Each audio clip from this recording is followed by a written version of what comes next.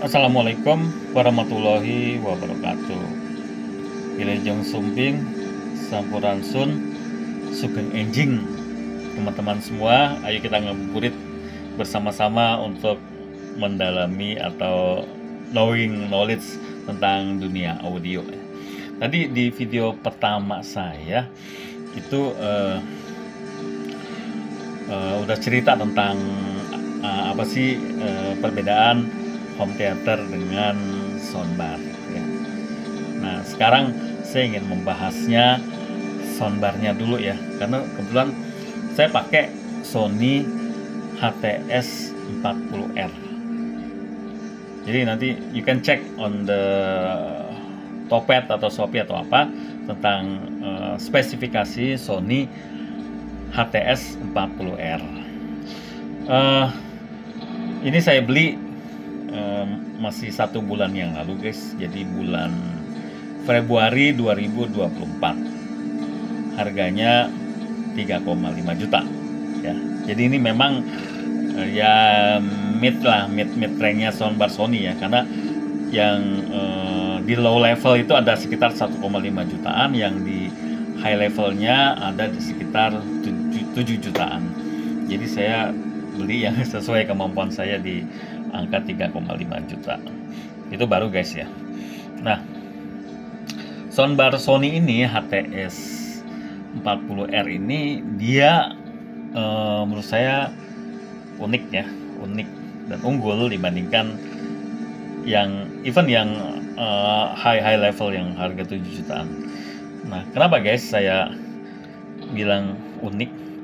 Jadi dia selain ada itu ya, soundbar itu kan biasa ada batangannya, terus ada subwoofernya. Itu in general seperti itu. Tapi di Sony HTS 40R ini dia ditambahin 2 speaker surround yang kita set itu bisa terpisah gitu. Jadi kalau saya ngesetnya di belakang living room atau ruang keluarga, sehingga dia efek suaranya itu, surroundnya itu terdengar dari 2 speaker yang terpisah. Nah, 2 speaker yang terpisah ini connecting dengan satu docking station yang menghubungkan 2 speaker ini, dan nanti speaker itu akan terhubung secara near kabel atau melalui Bluetooth dengan subwoofernya. Nah, itu uniknya di situ guys. Saya lihat ini hanya ada di seri HTS 40R ya. Nah, jadi pertimbangan saya waktu saya membeli Sony ini HTS 40R adalah tadi yang pertama dia unik, kedua harganya itu masih make sense ya, karena saya beli di 3,5 jutaan. Terus dia bisa disetting untuk efek suara surroundnya itu, karena dia punya 2 speaker yang terpisah untuk surroundnya. Nah, itu alasan saya membeli Sony HTS 40R ini guys. Kemudian juga dia sudah punya teknologi Dolby Audio guys. Jadi ini suaranya dia memisahkan di speaker maupun surround speakernya, karena dia speknya ini 5.1 channel ya. Jadi udah lumayan canggih guys di spek 5.1. Artinya ada 5 speaker, ada 1 soundbar, dan speaker surroundnya itu terpisah. Itu menurut saya yang keren dari Sony ini. Kemudian juga ada konektivitas Bluetooth-nya juga ya. Terus dia elegan. Nah, tadi desainnya itu ada 2 arah yang fleksibel ya. Nanti ya akan saya tunjukkan videonya.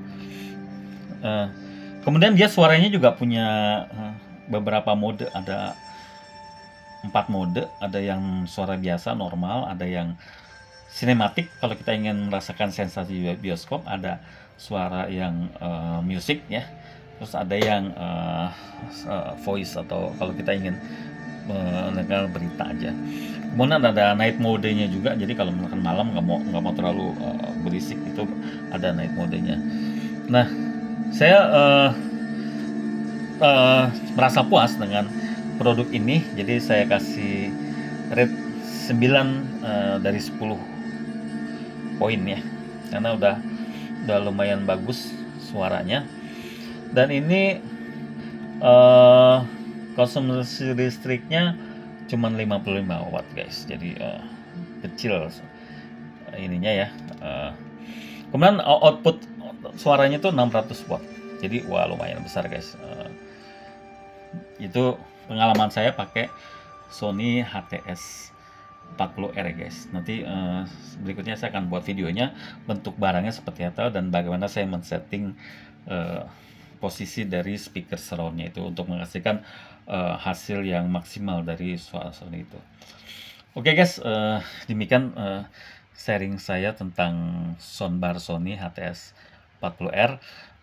Ini barangkali bisa jadi pertimbangan kalian untuk memutuskan merek yang mana. Kalau saya pengalaman soundbarnya dengan Sony terus ya guys, terus terang.